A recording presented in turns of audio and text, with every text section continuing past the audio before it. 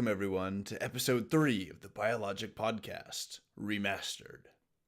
Today, I'm going to be discussing proteins, which are a school of organic compounds that are unrivaled in their variety and their utility. Your body utilizes nearly 100,000 different proteins. That's 100,000 different combinations of amino acids within a polypeptide chain. Proteins are these polypeptide chains of amino acid subunits. The total chain will fold itself into a particular conformation depending on the amino acid subunits that it contains. Now sometimes this protein, this peptide chain that's folded into a particular shape, sometimes it's able to provide a useful function. Now in other cases, the protein might perform a function that's harmful to the host organism. This is the case for prions, a class of misfolded proteins that can distort and misfold other proteins, leading to things like neurodegenerative disorders, like mad cow disease. In many other cases, a random amino acid structure, so like a random protein, will serve generally no useful function. It'll basically just be a useless glob of carbon, nitrogen, and oxygen. Now these protein chains, called polypeptide chains, are made up of amino acids. There's 20 different amino acids, and they can be arranged in just an absolutely enormous number of ways to yield an equivalently enormous number of possible proteins.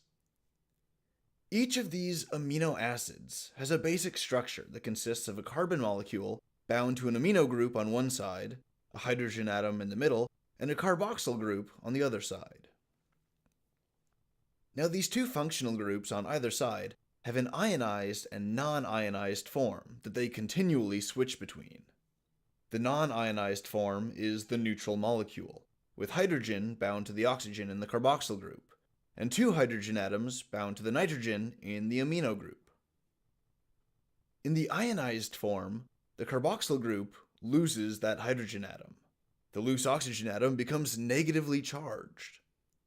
Meanwhile, the nitrogen in the amino group will attract another proton, which will give itself a positive charge from the extra proton. Ultimately, what this means is that the core structure of the amino acid molecule is polarized in its ionized state. It's positive on the amino end, and it's negative on the carboxyl end. This quality is involved in the linkage of these peptide units into a greater polypeptide chain, but I'll get into that more in just a few minutes. You might recall that I only mentioned 3 bonds with the central carbon atom, and you know from episode 2 that carbon can bind with 4 other atoms at a time. So what's the deal with that 4th bond? What's it bonding with?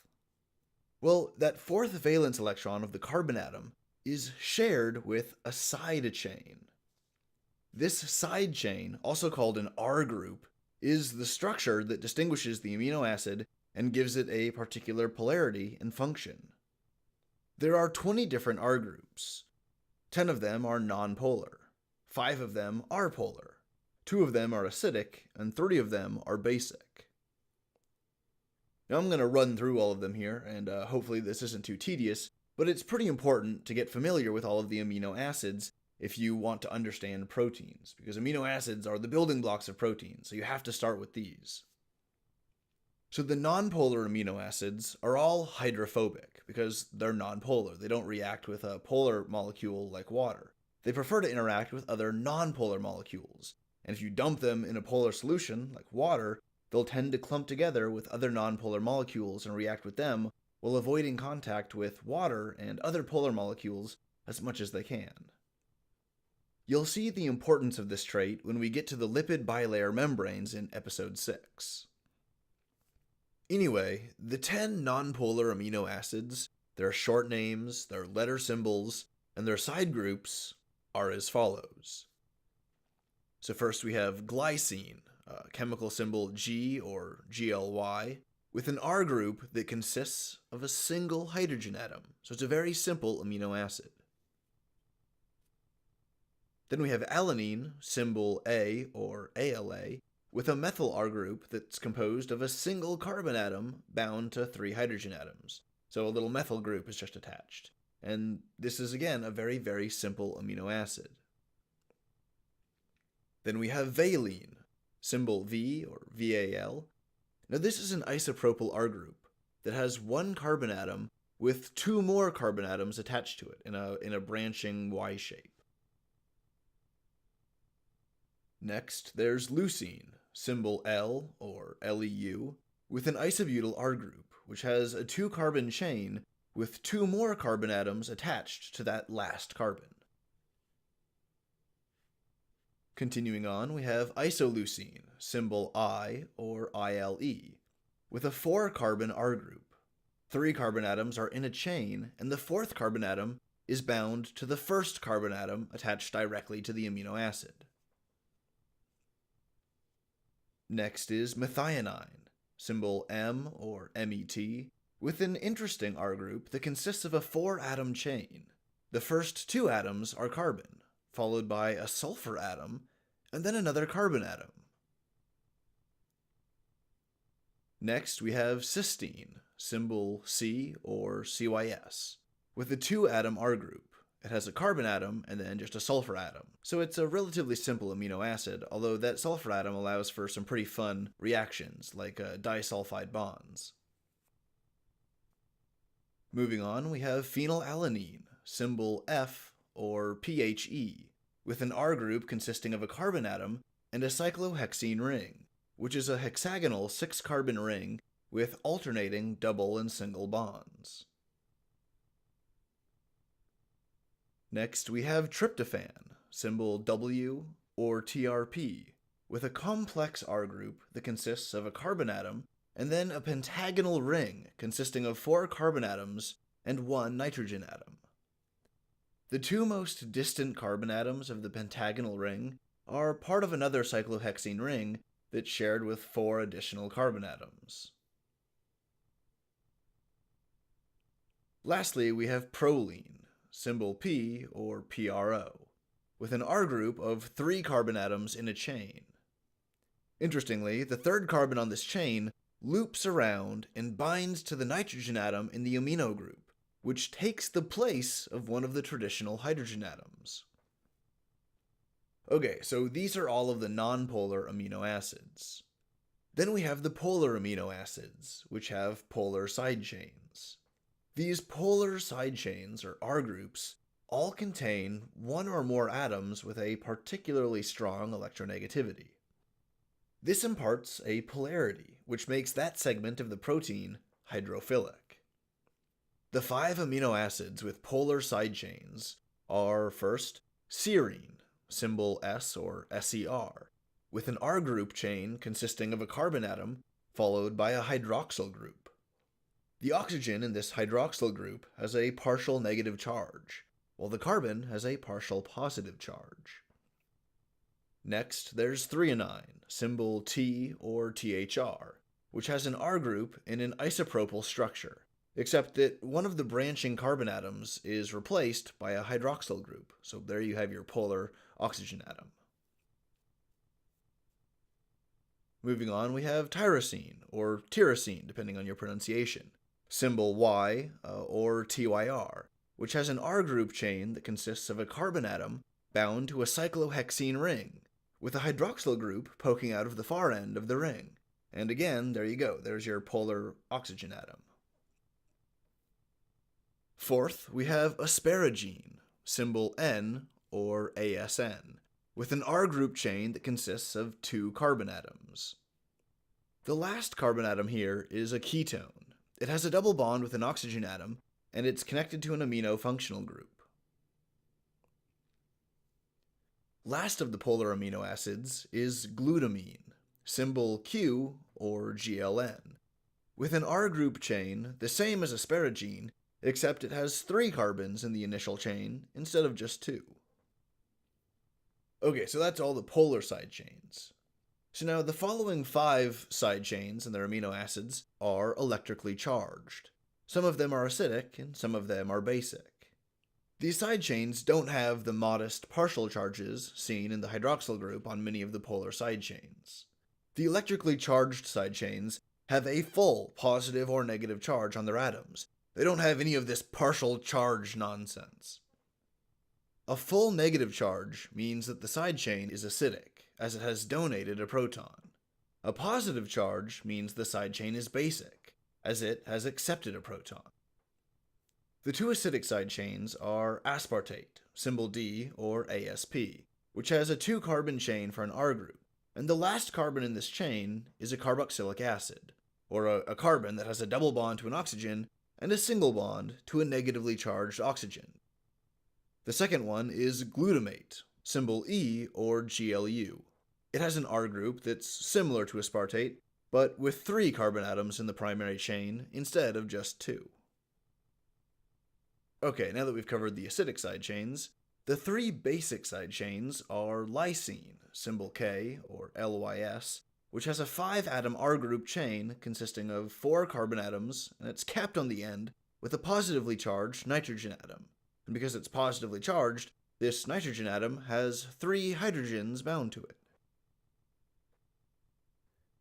Second, there's arginine, symbol R or ARG, with an R group that consists of 3 carbon atoms in a chain, followed by a nitrogen atom, and then another carbon atom that's bound to 2 amino functional groups, one with a single bond and one with a double bond. The last of these is histidine, symbol H or HIS, with a stubby little R group consisting of a carbon atom attached to a 5-atom ring. 2 atoms in this ring, the second and the fourth, are nitrogen atoms. The positive charge that comes from an extra proton can be added to either of these nitrogen atoms. So that's pretty much it. All the proteins are folded chains composed of a random assortment of these 20 different amino acids. So to quickly recap what I just covered, the amino acids are composed of a base carbon atom that's attached to an amino group on one side, a carboxyl group on the other side, a little hydrogen atom, and a very specific side chain that identifies the amino acid. These amino acids connect together like links in a chain. When they're in an ionic state, the negatively charged oxygen in the carboxyl group on amino acid A will take 2 hydrogen atoms from the positively charged nitrogen in the amino group on amino acid B. By taking these 2 hydrogen atoms, the oxygen breaks its bond with the carboxyl group. The oxygen and its 2 hydrogen atoms will break off and become a molecule of water.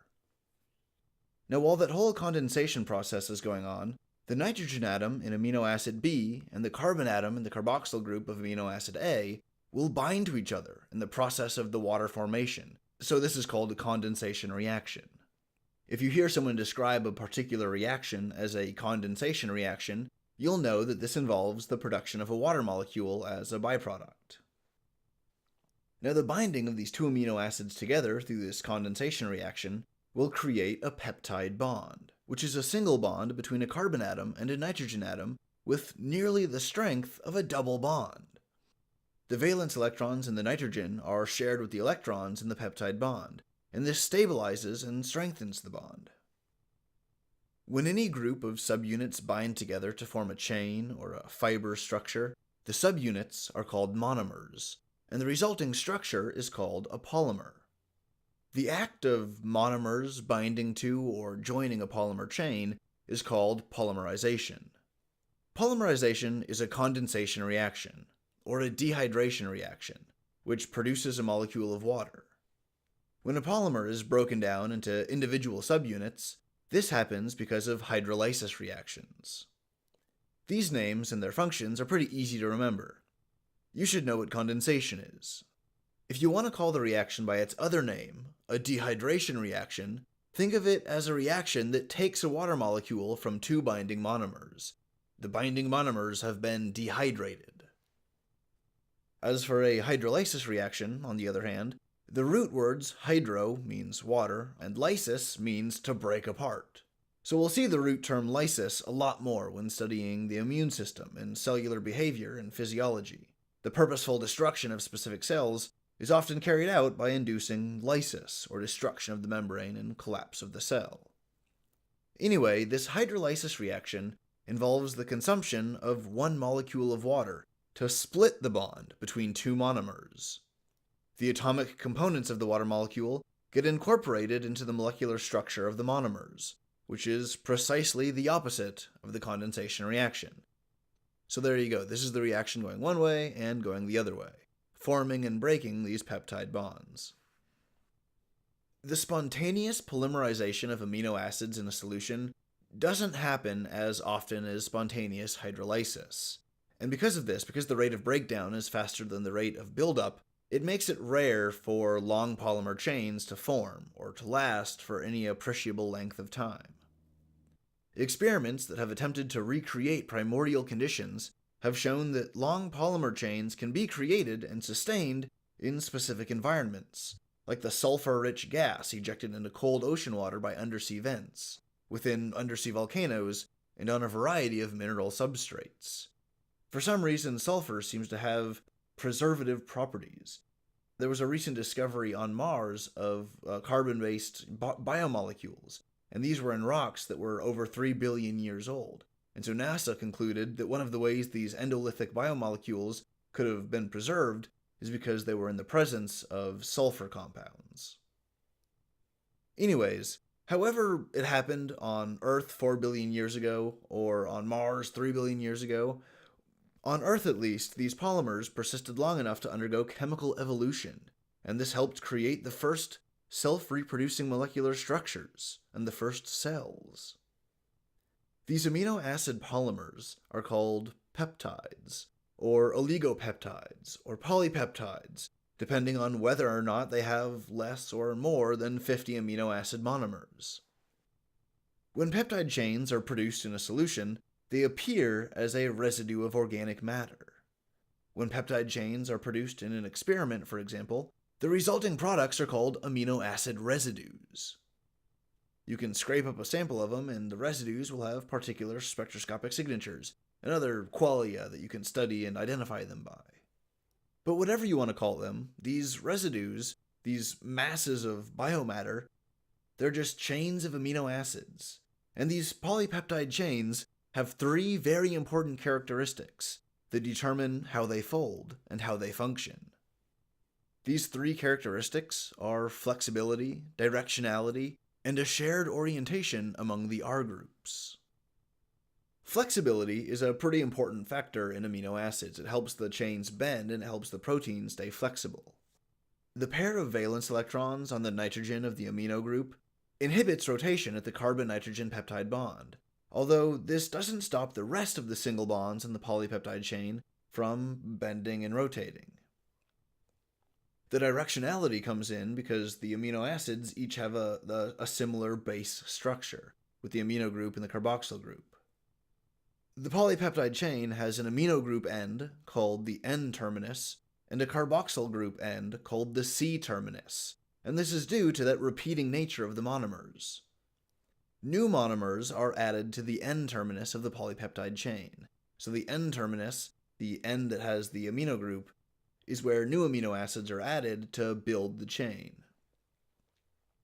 Now the shared orientation comes in as a result of the directionality of these amino acid monomers. The shared orientation is that all of these R group side chains, they're all on the same side of the polymer. And what's most fascinating about this is that this gives the R groups the ability to interact with each other, depending on their polarities and their structure and their relative proximity to each other along the polypeptide chain. Alright, so what is this folding that I keep mentioning? What does it mean to say that an amino acid polymer needs to fold before it can become functional? I'll go into more detail in a moment, but it means that the chain bends and wraps around itself in specific patterns, which depends on the structure of the chain itself. There are 4 general levels of structural organization, which I haven't named yet, but I've already discussed. The primary structure is simply the unique sequence of amino acids in the chain. Because there are 20 different amino acids, for any given polypeptide chain of length n, there are 20 to the power of n possible sequences of amino acids. There are over 10 trillion possible amino acid combinations for a polypeptide chain that's only 10 monomers long. Think about that for a moment. The number of mathematically possible polypeptide chains is incomprehensibly huge, and that's just for a short little stubby 10 monomer chain. There are peptide chains that are dozens and dozens and dozens of monomers long. And because of this, the mathematical limits for protein variety are virtually endless. And yet the human body only uses about 100,000 different kinds. So take a step back and appreciate the scale of this for a second. Think about all of the theoretical trillions of proteins that don't exist naturally, but could theoretically be made in a lab. Think about how many of them might produce a protein or an enzyme with amazing functions, or functions in the body that no one ever conceived of. If my point here isn't that obvious, I'm trying to suggest that proteomics is a field that has an absolutely tremendous opportunity for discovery and breakthrough. If you want to learn more about this, you need to look up a field of study called proteomics, which is the study of proteins and the functions of amino acid chains, and the ways they form in different conditions, and the way they behave as enzymes within living bodies.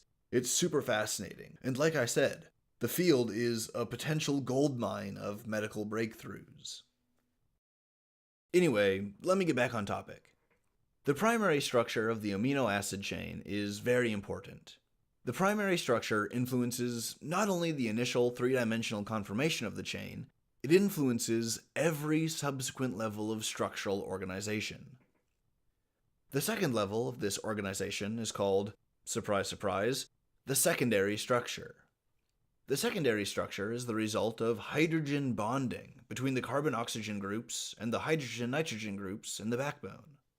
Because a lot of hydrogen bonds are produced in the secondary structure, the entire three-dimensional structure of the protein is greatly reinforced and stabilized.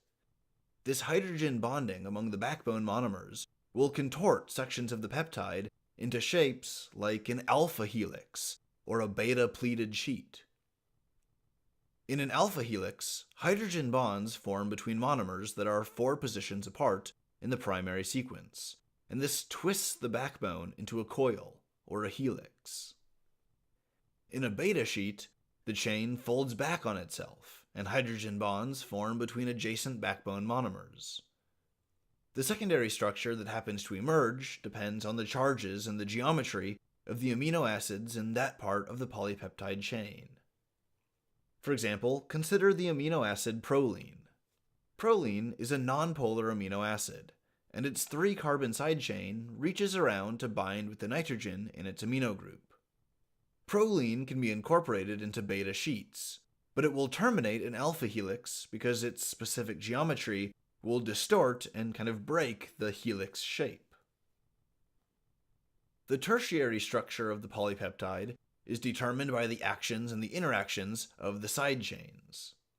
Once the polypeptide has been folded into its alpha helixes and its beta sheets, the secondary structure, the interactions of these side chains will then create the tertiary structure. When the side chains interact with each other or with other parts of the backbone, these interactions will twist and bend the entire polypeptide. Every minor twist and bend contributes to the total 3-dimensional shape of the protein. These side chains interact with each other, or the backbone, in 5 different ways, some of which I've already covered in this episode or in previous episodes, and some of which I haven't.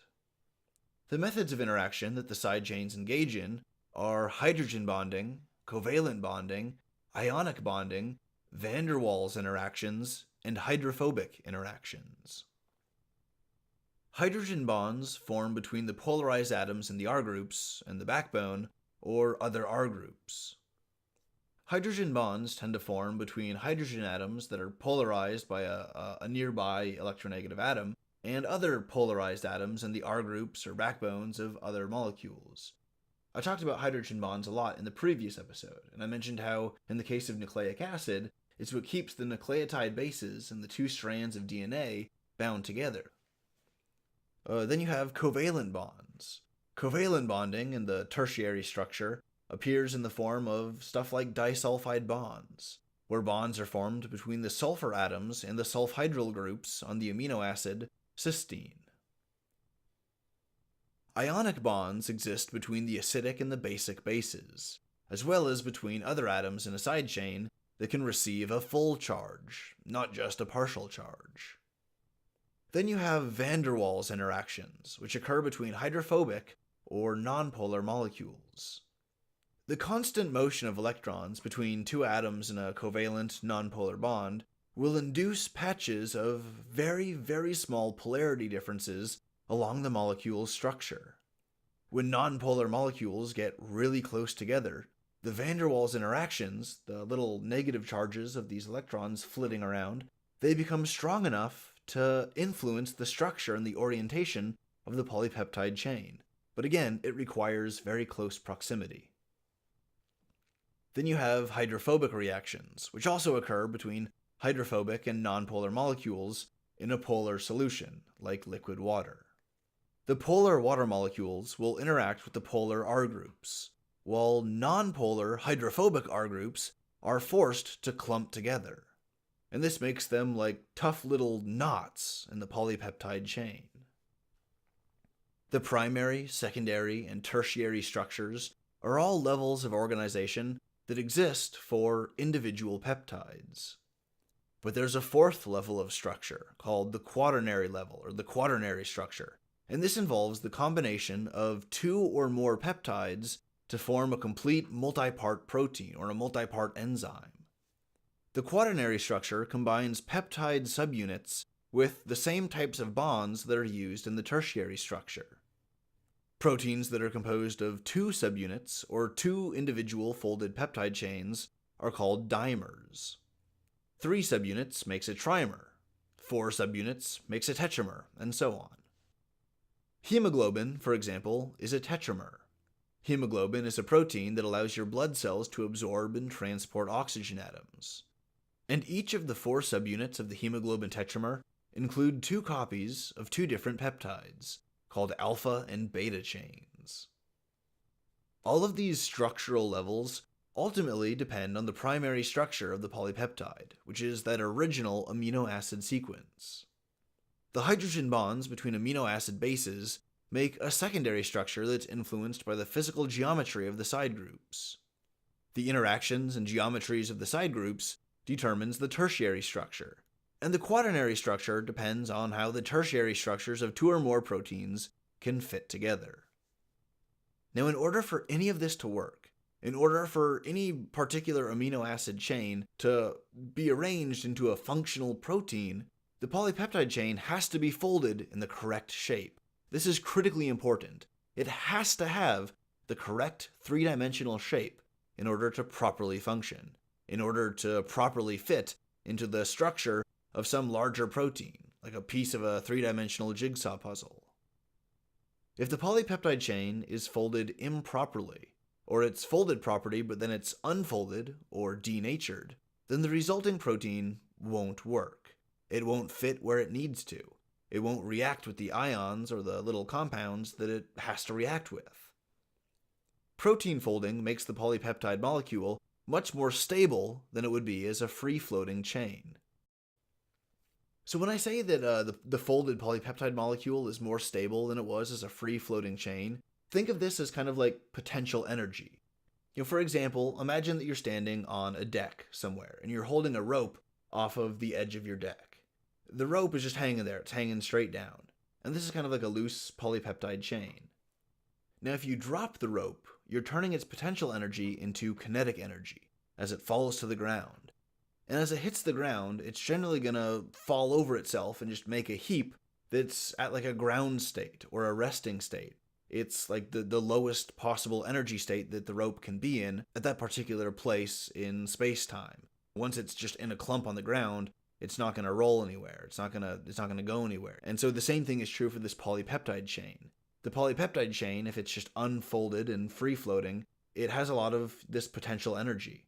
And it reaches its ground state, it reaches that resting state when it just collapses in on itself. And all of the hydrophobic side chains group together, and all of the bonds are made, and it clumps together in a particular way. And then it reaches its most stable state, its ground state.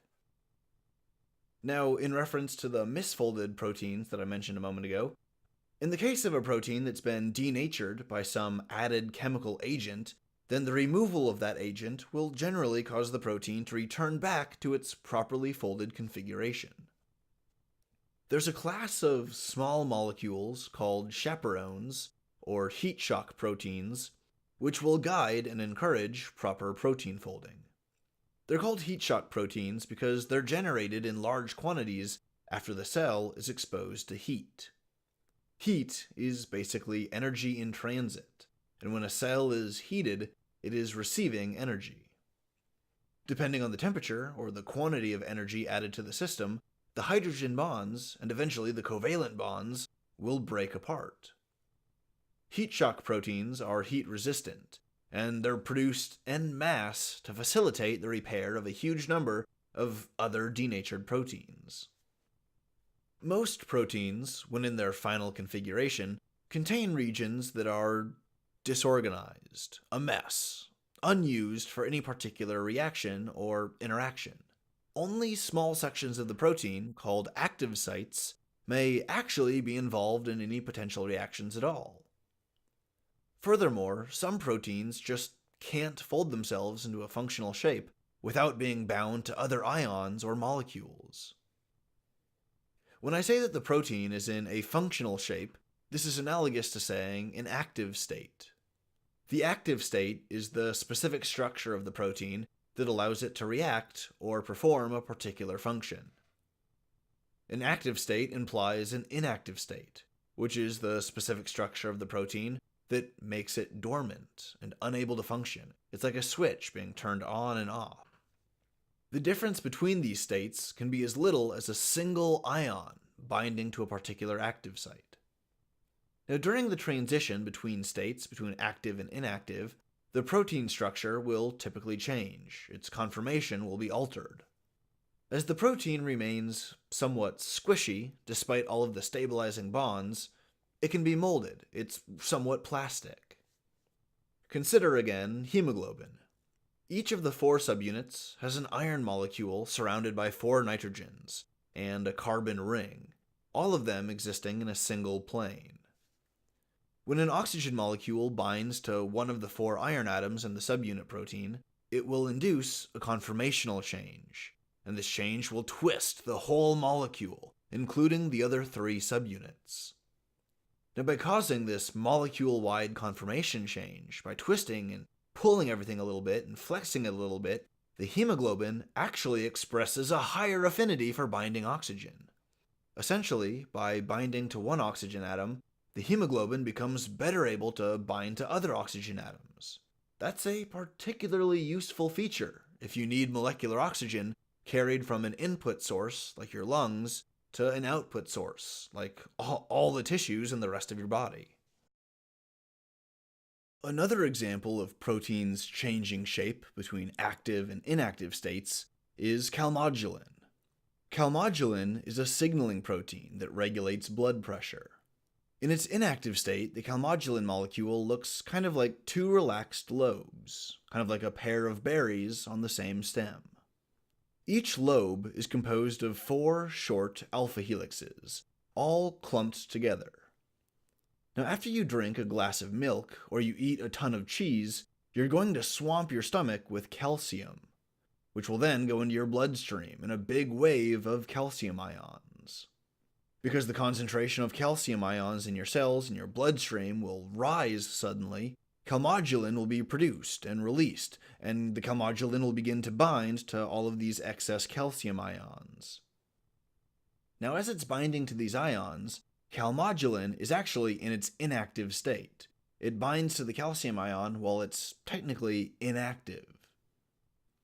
The act of binding to the calcium ion, which is an electric particle with a double positive charge, will actually cause the calmodulin molecule to transition into its active state. This transition into the active state involves the connecting alpha helixes from each lobe to extend until they meet, and then become a single long alpha helix bridge between 2 groups of 3 shorter helixes. 2 calcium ions can bind to the spots on the folds of each group, making the activated calmodulin look kind of like a dumbbell. Once it's in its active state, the calmodulin can then send a signal to the cell to expand. It can bind to a receptor on the cell that tells it to expand its volume. When all of the cells lining your bloodstream, like your veins and your arteries and stuff, when all of these cells start to get this signal from calmodulin, they all start to expand. When the epithelial cells in your veins and arteries start to expand, your blood vessels dilate.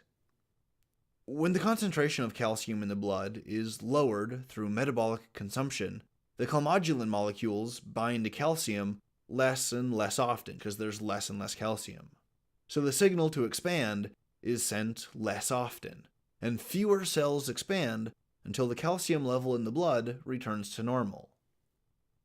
In this way, calmodulin regulates your blood pressure, where a high calcium load after a meal causes calmodulin to dilate your blood vessels, which drops your blood pressure and allows you to relax and digest. So these two examples of hemoglobin and calmodulin, these are just two of the hundreds of the thousands of functions that proteins carry out every day in your body.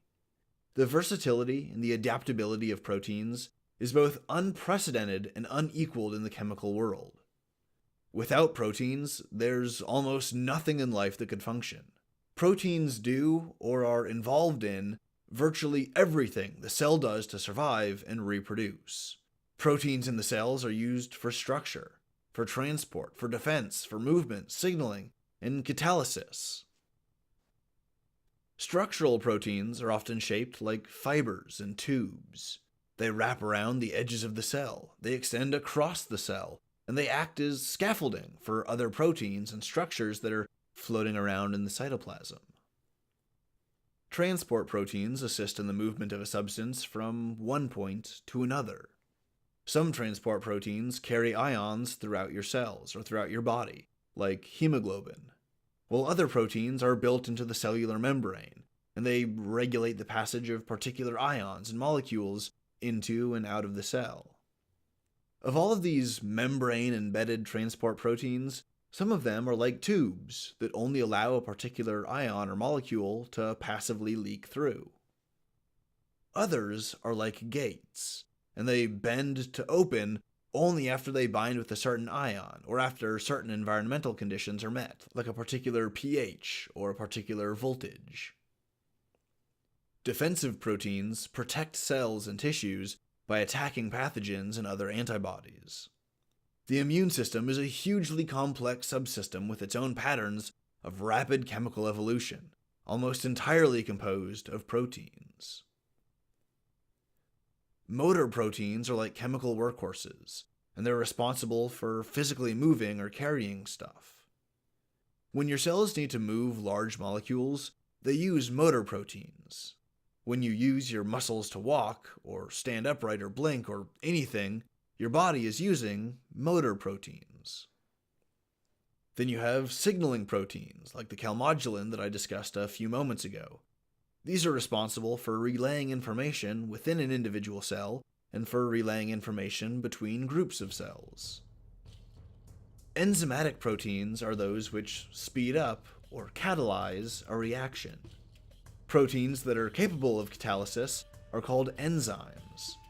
Enzymes make reactions happen faster by lowering the activation energy, or the initial energy investment that's needed to get the reaction going.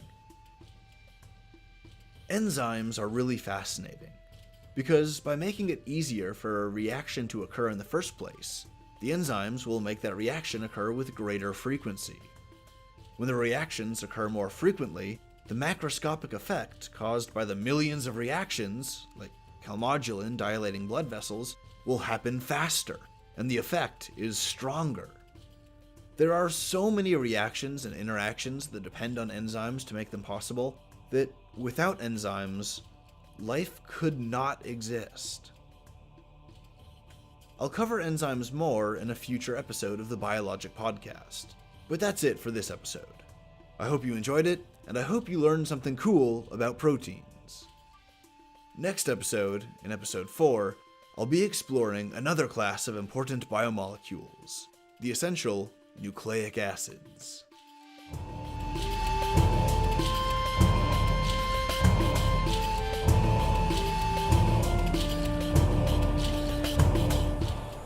support the BioLogic podcast? It's super easy. When you open a new episode, press the like button, share it with your friends. If you aren't subscribed, you should hit the subscribe button so you can enjoy a new episode every week. You can also peruse our official store, which has a ton of cool stuff like hand-designed t-shirts, hoodies, and stickers. All the links you need are in the description section below.